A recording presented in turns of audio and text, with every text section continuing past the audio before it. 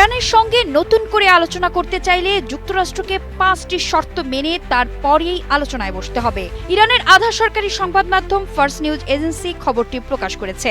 বিষয়টি সম্পর্কে অবগত একটি সূত্র জানিয়েছে, ইরান সকল ফ্রন্টে যুদ্ধ বন্ধ করার দাবি জানিয়েছে, বিশেষ করে লেবাননে। এছাড়া নিষেধাজ্ঞার প্রত্যাহার, ইরানের জব্দ করা সম্পদ অবমুক্ত করা, যুদ্ধের ক্ষয়ক্ষতির জন্য ক্ষতিপূরণ এবং হরমুজ প্রণালীর ওপর ইরানের কর্তৃত্বের স্বীকৃতির দাবিও তোলা হয়েছে।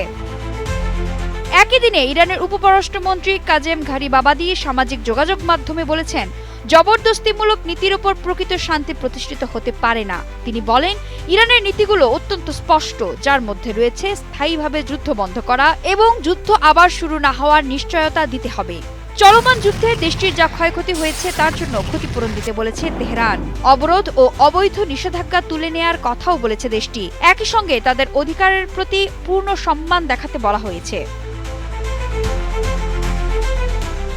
ঘারিবাবাদি আরও উল্লেখ করেন, একদিকে অবরোধ বজায় রেখে অন্যদিকে যুদ্ধবিরতির কথা বলা যাবে না। একদিকে নিষেধাজ্ঞা আরও বাড়িয়ে দিয়ে অন্যদিকে কূটনীতি সমর্থনের দাবি করাও চলে না, কিংবা এমন একটি শাসন গোষ্ঠীকে রাজনৈতিক ও সামরিক সহায়তা দিয়ে আঞ্চলিক স্থিতিশীলতার কথা বলা যায় না, যারা আগ্রাসন আর অস্থিরতার মূল উৎস।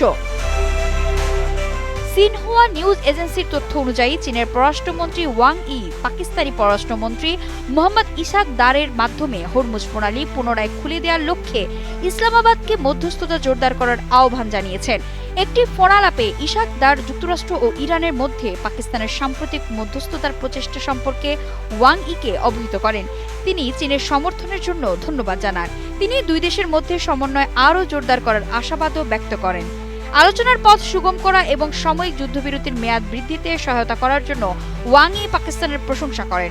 চীনের শীর্ষ এই কূটনৈতিক আশা প্রকাশ করেছেন যে ইসলামাবাদ আত্মবিশ্বাস বজায় রাখবে এবং আঞ্চলিক শান্তি ফেরাতে সহায়তা করবে। ওয়াং ই বলেন, চীন পাকিস্তানের এই মধ্যস্থতার প্রচেষ্টায় সমর্থন অব্যাহত রাখবে এবং নিজস্ব অবদানও রাখবে।